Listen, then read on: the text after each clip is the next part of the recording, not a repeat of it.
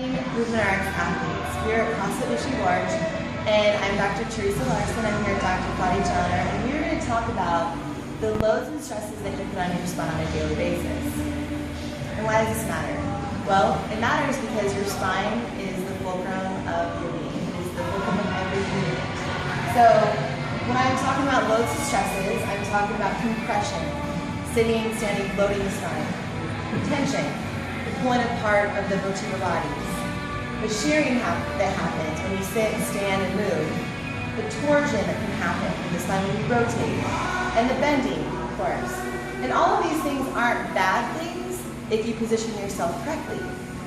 So in the gym, they matter, how you load your spine, how you set up, how you brace, but also the 23 hours a day outside of the gym really matter even more. How do you sit during the day? How do you stand? How do you move? How do you pick up the laundry basket? So when we talk about fatigue and failure and why we have such a problem with chronic pain in our country, which is a billion-dollar industry, this is what I'm talking about. Loads are too much on the spine, on the postures that you hold during the day. So for example, if you're in a flex position, during the entire day, you're putting stress on those posterior ligaments, back ligaments, throughout the entire day. Research done by Robin McKenzie and Stuart McGill that say for 20 minutes of sitting in a flex position, it's going to take 30 minutes of your time in standing to actually approximate and let those ligaments and tissues in the posterior part of your body go back to a normal length. 30 minutes after just 20 minutes of sitting down. So what we are talking about here is that rate of loading of 20 minutes in a poor position sitting is going to create this problem of creep. So viscoelasticity is basically the warmth of the tissue. Like, how warm is your tissue? Well, over a period of time, when you're sitting here and you're in a rounded position, you develop this thing called creep. Okay? Whether you're warm or not, the viscoelastic properties of your tissue are going to lengthen.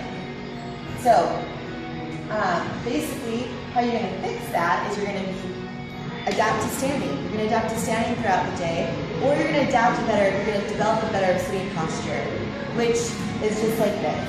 So you're going to sit up, your legs are going to be spread like you're in a squat. You want your pelvis to maintain a normal curve.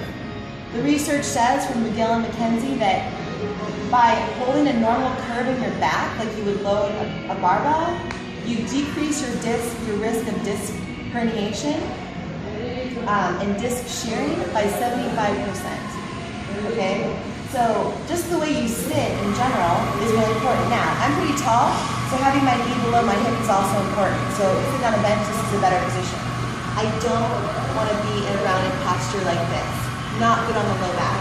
Now, coming back over here, over time, if you do sit in a poor position, your biological memory will stay there. So those tissues, after 8 hours of sitting in a flex position all day long, will stay that way for a very long time, unless you change. So there happens to be a point when your tissue reaches a failure point. So when you go into the gym after sitting for 8 hours a day in a flex position and you expect yourself to load appropriately and be safe in your spine and brace, it's not going to happen. Okay, so these are just some simple things why sitting in Kelly Starrett talks about sitting as a new smoking. It is. We could fix a lot of our low back problems in our country if we adapted to a standing workstation and a better sitting posture. And sitting less, basically. So last thing I want to talk about, you guys, is also the fact that there are other medical conditions that can lead to back pain, okay, that we treat. So if you have cancer, we don't treat the cancer, but we can help with the chronic pain that you can develop from having cancer. You can develop back pain from having an old bladder infection, kidney infection. Because all that viscera, what's right behind it is your low back. So the referred pain that can come from an old infection, we can work with. We don't work with the infection, but we can work with the chronic pain. Recent article came out, about 40% of herniated discs are infected discs.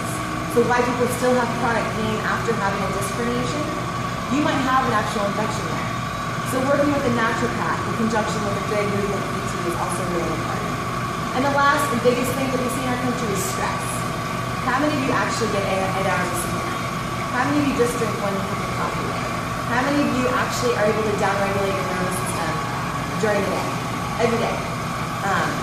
So that would be the biggest primary thing that we see. So think about these things. If you have any questions, please contact us. Have a wonderful day.